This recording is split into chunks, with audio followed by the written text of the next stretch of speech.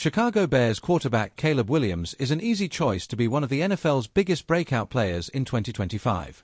Armed with the league's top offensive mind as his head coach and an arsenal of big play weapons and an offensive line that can keep him upright, Williams has a great chance to make good on his generational scouting report.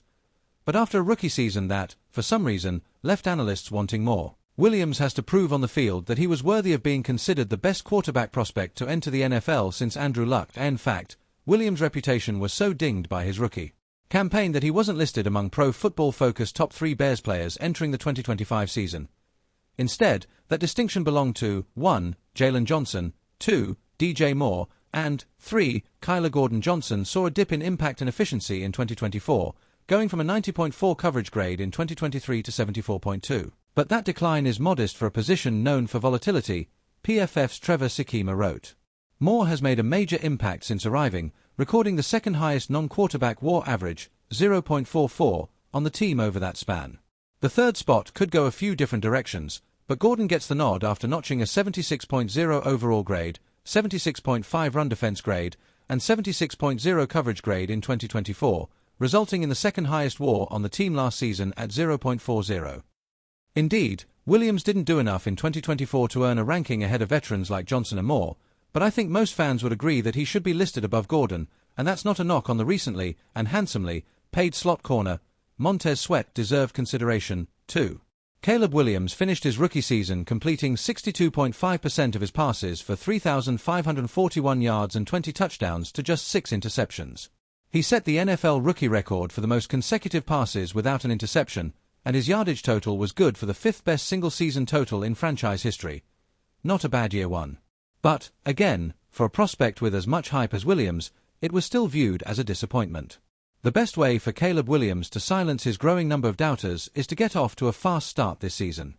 He'll get a chance to do just that in Week 1's Monday night matchup against the Minnesota Vikings. A convincing Bears victory will go a long way in setting 2025 narrative for the former Heisman Trophy winner. I really don't want to even elaborate on that answer. Of course, there shouldn't be concern. Caleb Williams is entering his 3rd offensive system in as many seasons and now has his 5th different offensive coordinator over his last 18-plus games of football. What the Bears have done to Williams' development is criminal.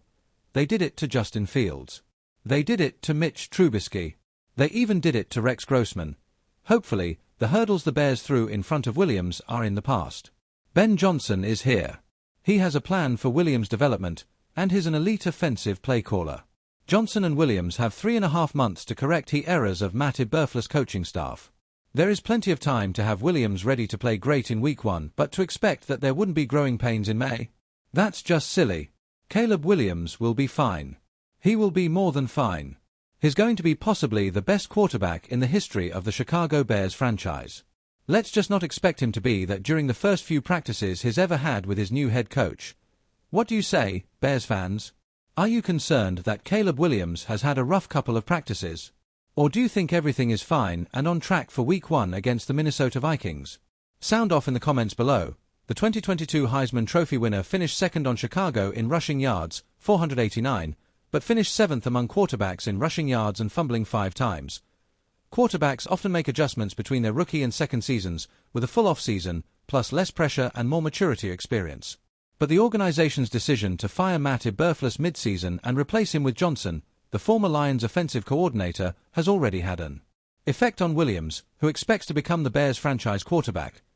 Johnson told reporters he planned to address Williams' struggling lower half when they began working together at OTAs.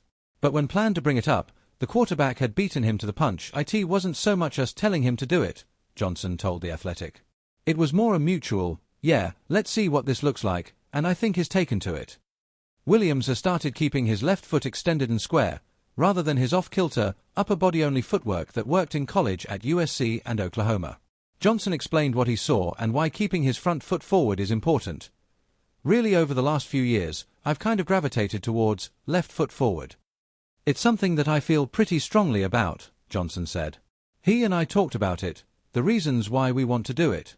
I think it helps out certainly with the quick game from the gun, and then helps us being a little bit better at a throwing posture for a lot of the other things that we're asking him to do.